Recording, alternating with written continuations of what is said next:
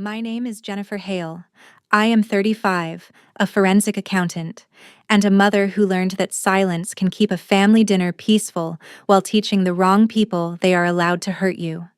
At my parents' barbecue, my 9-year-old reached toward a tray of cupcakes I had paid for. My sister knocked his hand away before his fingers touched one. "Those are only for children with promising futures," she said, smiling as though cruelty became harmless when delivered softly. My child froze. My mother stared at her plate. My father nodded toward the gate and said, "He can eat when you get home." No one defended him. I did not argue. I folded the foil over the food I had brought, lifted the catering trays, took the cooler beside the grill, and walked out with my child. Behind us, someone shouted that I was being dramatic. I kept walking because I finally understood. They were not waiting for me to explain my pain. They were waiting for me to surrender again. At exactly 11 p.m. MT, my phone showed 66 missed calls and messages. My sister had called 23 times.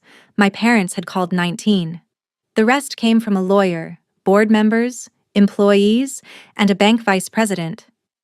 I turned the phone face down and let it ring. They thought I had left because of a cupcake. They had no idea what I had taken with me, or what their promising future had been built on. Before I tell you what my father said, and what happened after I walked out, tell me, what time is it for you right now? Where are you watching from? And what is the weather like there? I'm curious to see how far this story will travel. My child's name was Tyler, and by the time we reached my car, he had stopped asking why his aunt had said it. That frightened me more than tears would have. Tears meant a wound was still asking to be seen. Silence meant he was already deciding where to hide it. He climbed into the back seat, buckled himself in, and placed both hands in his lap. "Mom," he said after I started the engine, "do they think I'm stupid?" The question stripped every excuse I had ever made for my family down to the bone. I pulled back into the driveway, turned off the engine, and looked at him. "No," I said. "Some adults confuse grades, money, and trophies with character. That is their mistake, not your identity." He nodded, but he did not look convinced. Tyler had struggled with reading speed since first grade, yet he could take apart a broken radio, identify the failed component, and rebuild it without instructions. His teachers called him inventive. My sister called him unfocused. My parents repeated whichever description came from the person they considered more successful. That person had always been Carol. I had not used her name at the barbecue because, in my mind, naming her would have made the scene feel ordinary, just another fight between sisters. It was not ordinary. Carol was 38, polished, persuasive, and skilled at turning humiliation into advice. She ran Bright Path Learning, a private tutoring company that promised to discover the future inside every child. What almost no one outside the company knew was that Bright Path existed because of me.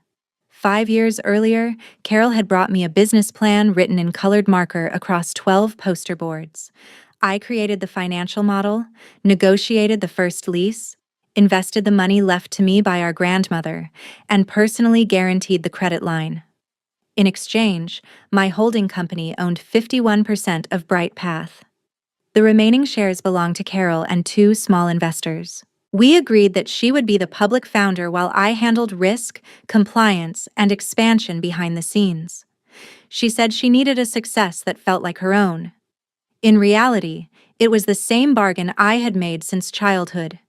Carol received the applause, and I received permission to remain in the room. The barbecue was supposed to celebrate Bright Path's largest expansion yet. On Monday morning, the bank was scheduled to release a $1.8 million construction loan for 3 new locations. My signature was required at closing because my company owned the controlling interest and because the loan depended on my guarantee. Carol had spent months introducing the expansion as proof that she had built an empire from nothing. She had even placed reserved cupcakes beneath a gold sign that read, "For our future leaders." I had ordered the cupcakes and spent 6 weekends correcting Carol's projections. Still, when he reached for one, She acted as though he was contaminating a prize he had not earned. My parents' silence hurt because it was familiar. My father, Richard, excused cruelty when it came from successful people. My mother, Evelyn, called appeasement family peace. When Dad told Tyler he could eat at home, he was not making a decision about dessert. He was confirming the hierarchy: Carol's image first, his grandchild's dignity second, my objections last. How many times can a person call surrender keeping the peace before peace becomes another name for permission? As I drove away, Carol sent her first message. Bring the food back. Guests are asking questions. Her next message said, do not make business decisions while emotional. That was the message that changed the temperature inside me. She understood immediately that I had the power to stop Monday's closing. She simply believed I would never use it. At a red light, I opened the secure folder on my phone and read the draft email I had prepared 2 weeks earlier, but had been too afraid to send. It concerned irregular transfers, missing scholarship records, and enrollment figures that did not match the company's tax filings.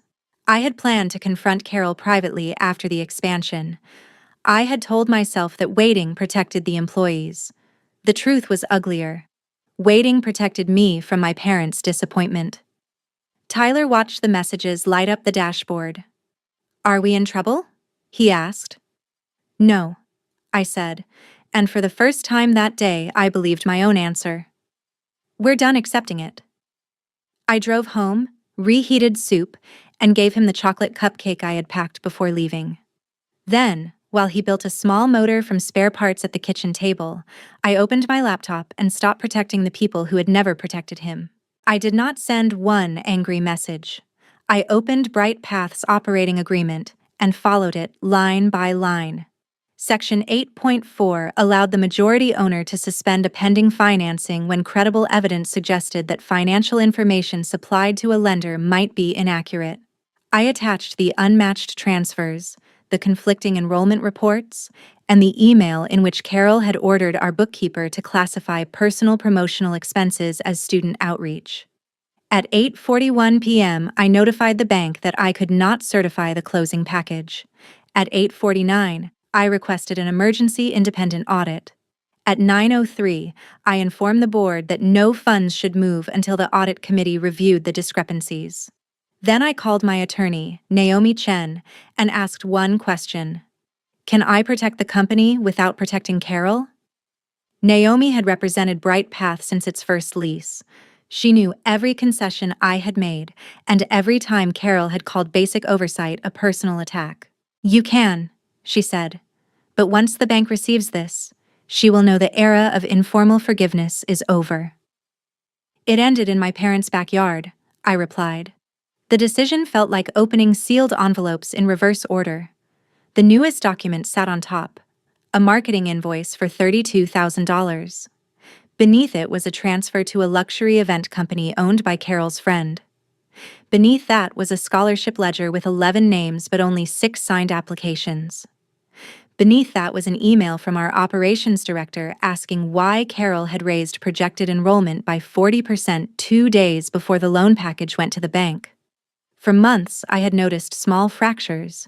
Carol insisted they were timing differences, clerical errors, or the cost of thinking bigger. I corrected them quietly because the centers employed 43 people and served more than 600 families. Usefulness had become her shield. Every time I questioned her, she reminded me how many tutors depended on her vision. Every time I mentioned governance, my father said I was jealous because Carol was the face of the company. Every time I considered enforcing the agreement, my mother asked whether paperwork was worth losing a sister. No one asked what I was losing by staying. At 9:27, Carol called. I declined it. At 9:29, Dad called. I declined that too. At 9:34, my mother left a voicemail. Please call, before your sister says something she cannot take back. Even then, the emergency in her mind was what Carol might say, not what Carol had already done. Tyler had gone to bed by 10, but before he did, he placed his half-built motor beside my laptop. It doesn't work yet, he said. That doesn't mean it never will? I stared at him because the sentence was so simple and so far beyond anything my family had offered him that afternoon. After I tucked him in, I returned to the documents. At 10:16, Naomi forwarded a notice from the bank. The closing was postponed pending review. At 10:28, the board chair confirmed an emergency meeting for Sunday morning. At 10:42, BrightPath's chief operating officer wrote that Carol had ordered staff to continue announcing the expansion as fully funded. That instruction turned my concern into something more serious. Continuing to market unfunded locations could expose the company to claims from families and landlords. I instructed the operations officer, not Carol, to pause all expansion advertising. At 10:57, the first investor called. At exactly 11 o'clock, I counted the notifications, 66. Then Dad's name appeared again. This time I answered, placed the call on speaker, and said nothing. He did not ask about Tyler. He did not ask whether we had arrived home safely. He said, "Fix what you did before Monday, or you will regret making your sister look small." The sentence settled something inside me. "Dad?" I said. "Carol made herself look small. I only stopped making her look solvent." He inhaled sharply. In the background, I heard Carol shouting that the bank had frozen the deal, Mom crying, and someone demanding to know who had contacted the board. Dad lowered his voice. "This company is her future." "No," I replied. "It is an asset she manages for other owners, employees, and families." She forgot the difference. He said blood mattered more than numbers. I looked toward Tyler's room and asked, "Whose blood?" Silence. It was the first question all evening that no one could twist into an accusation. Dad warned me that if the expansion failed, I would be blamed. "Then they should read the audit," I said. "Good night." I ended the call, turned off the ringer, and slept better than I had in years. By morning, Carol had not apologized. Instead, she had begun a campaign to make me the villain. She told employees I was trying to seize her company, told relatives I had punished her over a child's dessert, and told the investors I was unstable. She believed the loudest version of a story became the truth. Sunday's emergency board meeting began at 9 in the morning. Carol joined from my parents' dining room, framed by the same gold banner that had hung over the cupcakes. She had changed clothes, fixed her hair, and arranged her expression into the calm concern she used for donors. Dad sat at one side of her, Mom sat at the other. Neither was a shareholder, officer, or employee, but Carol had invited them as family observers, hoping their presence would make me retreat into the role they preferred. Naomi attended with me. The two minority investors joined remotely, along with our operations director and an independent auditor named Marcus Bell. Carol opened by calling the postponement a misunderstanding caused by my emotional reaction at a family event. She said the financial questions were routine and that I had weaponized my ownership to punish her. Then she looked directly into the camera and added, "Jennifer has always struggled when attention is not centered on her." 5 years earlier, that sentence would have sent me into a frantic defense of my character. That morning, I asked Marcus to share his screen. The first spreadsheet showed that BrightPath had reported 842 active students to the bank, while its billing system showed 613. Carol said the difference represented committed families. Marcus asked for signed contracts. She had none. The second document showed $83,000 withdrawn from a restricted scholarship account over 14 months. Carol claimed the money funded community outreach. Marcus displayed invoices for a private launch dinner, custom furniture for her home office, personal styling, and a week at a resort where she had filmed promotional videos for less than 3 hours. Dad interrupted to say successful executives needed to maintain an image. Naomi reminded him that restricted scholarship money was not an image budget. Carol's smile tightened, but she still looked more offended than afraid. She said every expense had benefited the brand, and the brand benefited the children. Then Marcus opened a folder titled Future Initiative, Source Material. I had never seen it before. Inside were photographs of Tyler's science notebooks, sketches of a low-cost moisture sensor he had built for our balcony plants, and a recording of him explaining how the device could help community gardens avoid wasting water. 6 months earlier, Carol had visited our apartment while I was sick. Tyler had proudly shown her his project. She praised him, asked to photograph the pages, and said she wanted to show a teacher who might help him. I had considered that visit evidence that she could be kind when no audience was present. Marcus clicked to the next file. BrightPath's grant application for a $250,000 innovation award. The centerpiece was a student-developed environmental sensor program. The diagrams had been redrawn, but the measurements, unusual phrasing, and even one misspelled label matched Tyler's notebook. The application credited Carol as the creator of the curriculum and described the original student contributor only as a participant in a pilot exercise. BrightPath had been selected as a finalist. Carol planned to announce the award at Monday's loan closing. My body went cold, but my voice did not. Did Tyler or I authorize the use of his work? I asked. Carol glanced at Dad before answering.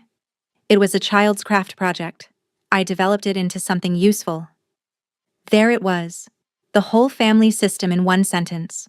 What belonged to us became hers when it had value. What hurt us became insignificant when acknowledging it would cost her. I asked whether she had called his project useless when she took it. Carol said I was distorting her words.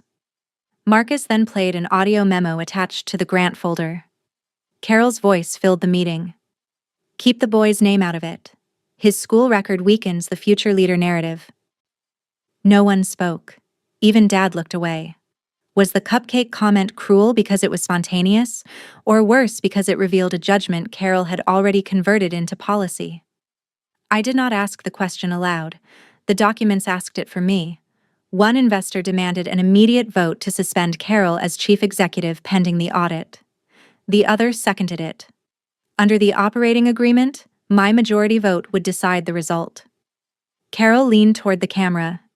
You cannot do this to your own sister. I am not doing this because you are my sister, I said. I am doing it because you used restricted funds, inflated numbers, and took a child's work while arguing he had no future. Mom began crying.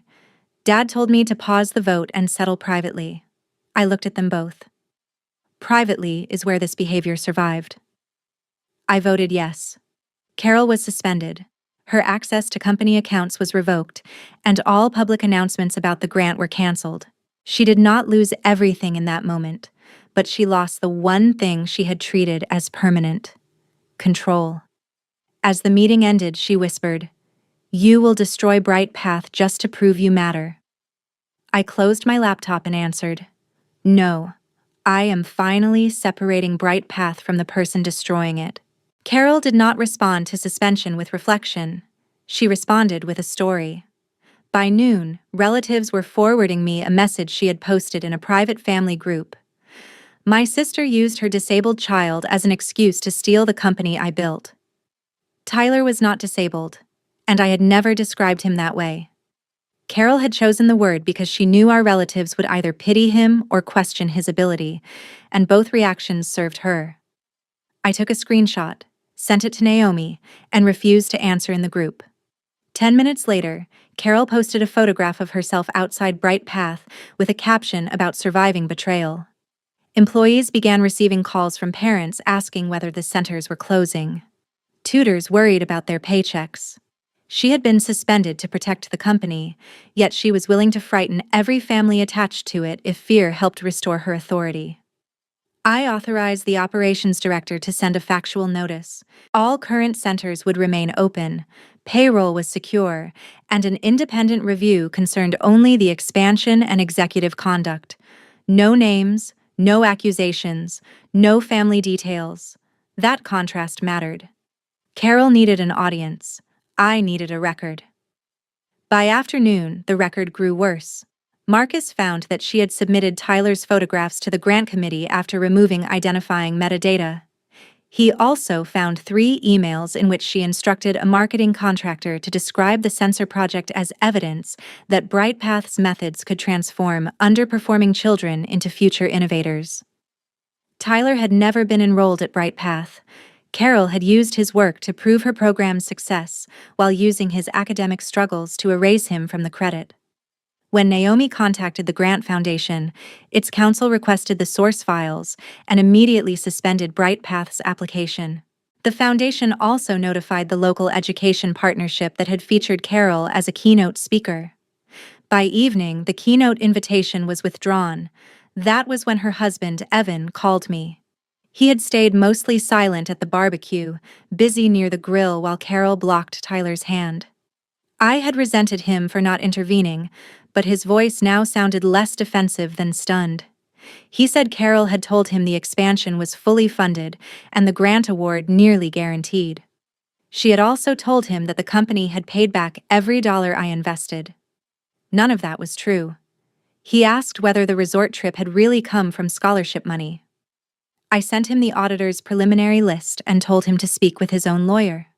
I did not ask him to leave her, expose her, or take my side. Revenge becomes corruption when it demands control over innocent people's choices. I wanted consequences tied to facts, not destruction tied to rage. Still, facts had their own force. Evan discovered that Carol had used their joint home equity line to cover personal expenses after the board rejected reimbursement. She had hidden the statements by changing the mailing address to BrightPath's office.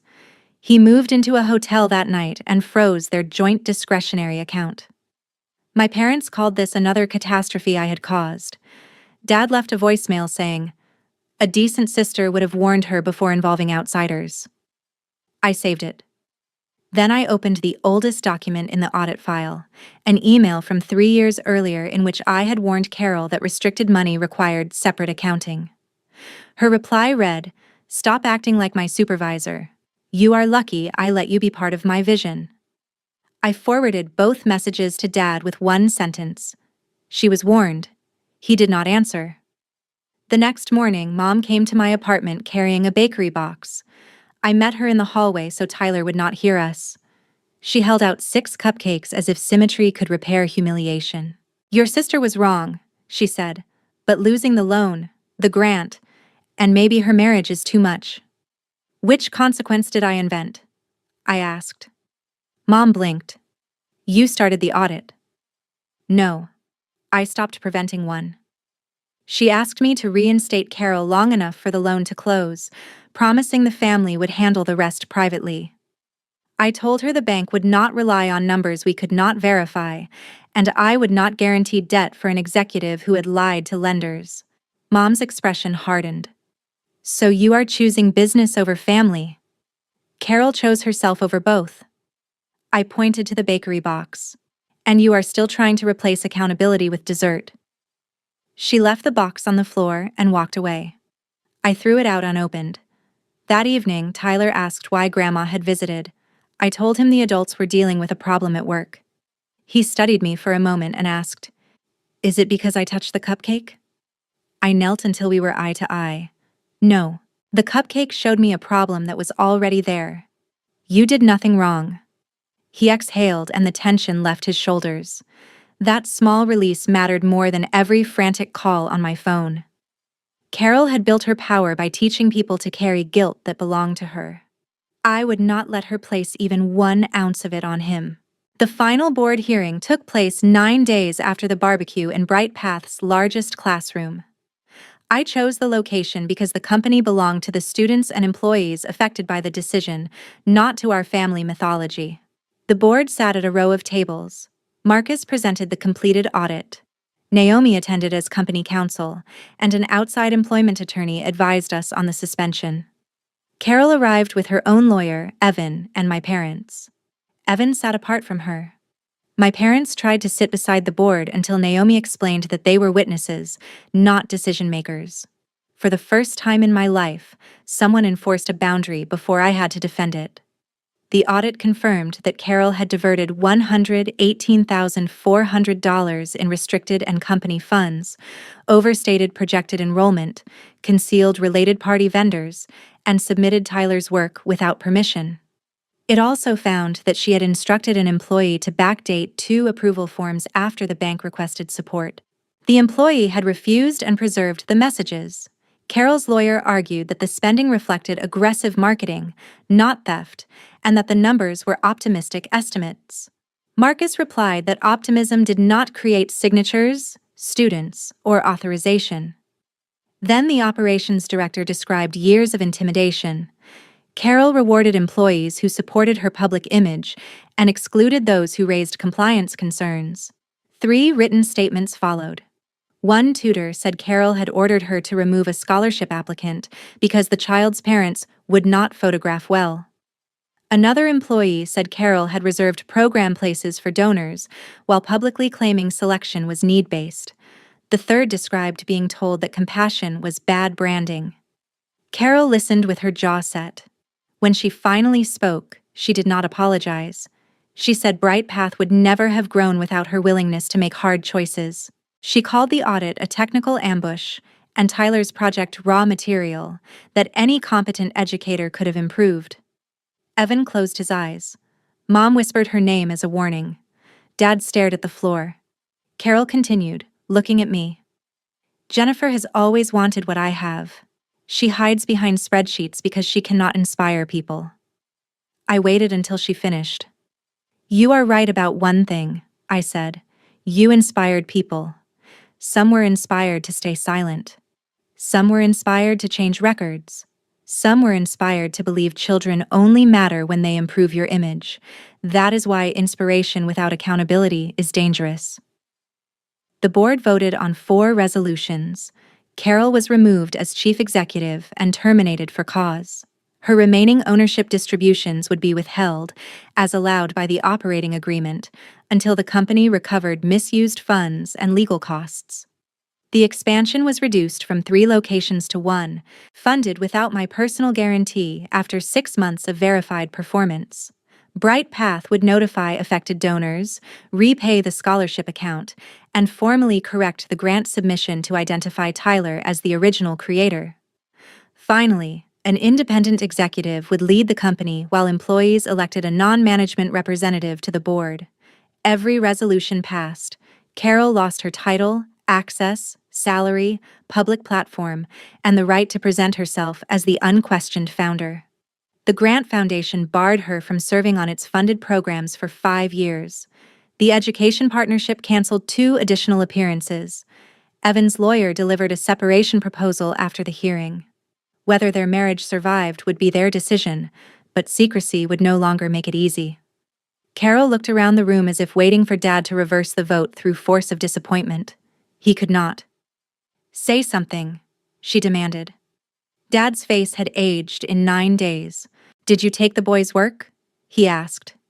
Carol answered, That is not the point. Dad stood.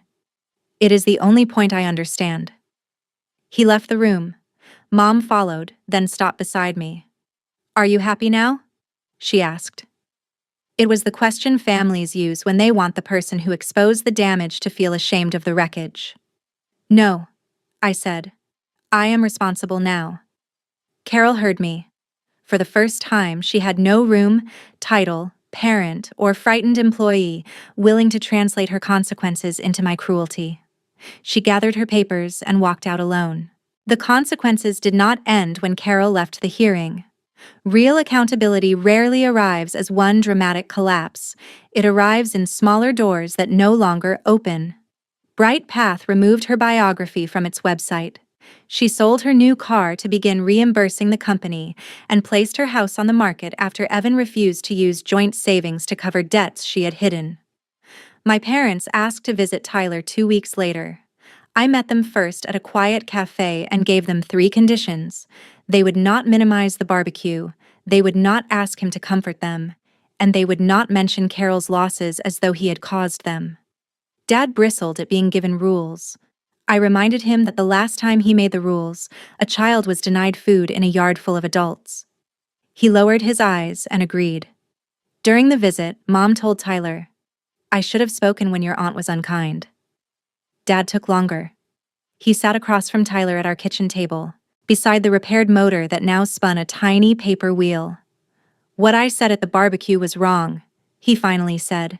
"You did not have to earn that cupcake, and you did not have to earn my protection." Tyler considered him with the seriousness children use when adults finally tell the truth. "Why didn't you say that then?"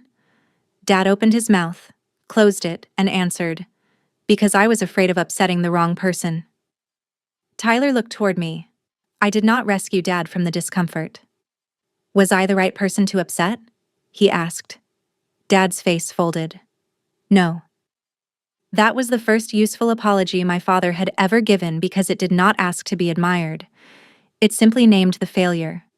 We did not become a healed family that afternoon. Healing is not a photograph taken after everyone says sorry. It is a pattern measured over time.